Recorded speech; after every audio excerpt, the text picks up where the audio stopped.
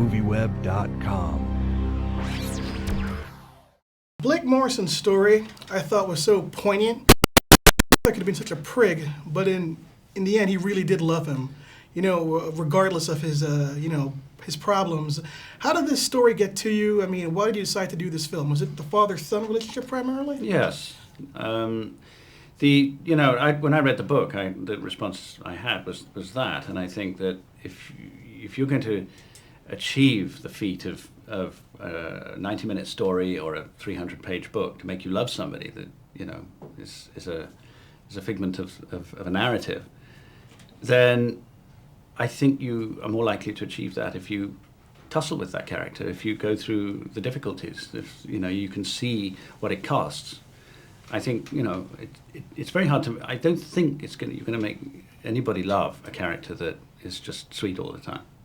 It's just not going to work. It doesn't chime in with you, doesn't register anything, doesn't remind you of anybody.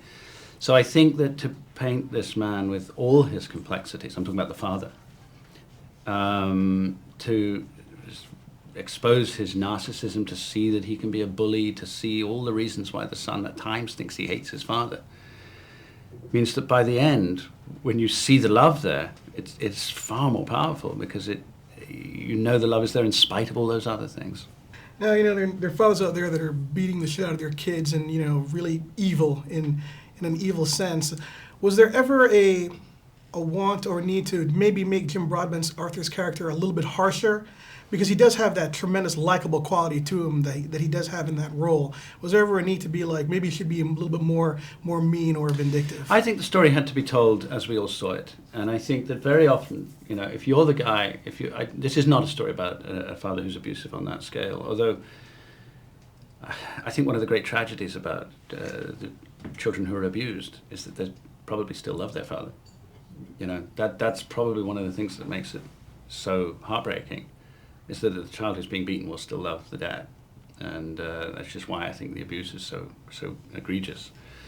And we're not going that far, but if you could argue that this sense of a child feeling bullied and ashamed by his father is very, very thin end of that wedge.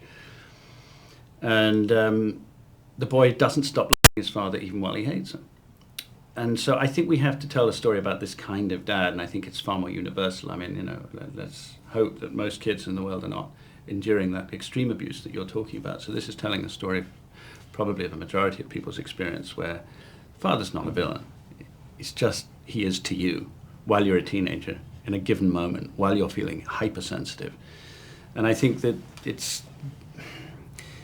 I think that the film makes a very wise choice to focus in on that very self-conscious moment at 17, when you want to be taken seriously, you desperately want to be seen as the great intellectual, you care what the girl thinks about you, and then father wades in, not only steals your thunder, because he's got so much more confidence and charm than you have at that point, and then makes humiliating jokes at your expense. That's the worst thing. At that moment, it's probably the worst thing you could possibly imagine. You probably carry that resentment for years and years and years. And even if you think you've forgiven your dad, he only has to do something to remind you, 20 years later, and it all comes back. And I think that's one of the strange things about our relationships with our parents. We think we've grown up.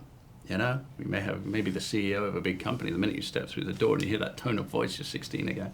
I was particularly impressed by, what's the actor's name? Matthew Beard. Yes, he's who played the teenage Blake Morrison. Talk about, did you help casting him? Where did he come from? He just came. No, I didn't help at all. I mean, he just showed up one day. He's done very little acting, if any. He was still at school. He was an A student, just about to go to college. I don't know. I was actually begging him to go to college and not go off and be a movie star too quickly. I think very wisely, again, they did not cast us to look like each other. The boy actually has blue eyes, so they had to put contact lenses, and he probably couldn't look much more different. But he played, I think they cast him because they wanted someone who was right to represent that character at that age. And they wanted me to represent my character at my age. We all have three very different tasks. We have the bewildered 8-year-old who really doesn't understand what's going on with his father, who has an uncritical worship of his dad. We've got the 17-year-old I just described, was beginning to enter into this tussle with his father. Now, my job, I suppose, rather unhappily, was to be the grieving son by the sickbed most of the time. And the reflection is, so I didn't, the Blake that I was playing was not really able to warm up to his father, I think, until the kind of release at the end, when, without wanting to give too much away, but when things move on, that he finds some peace.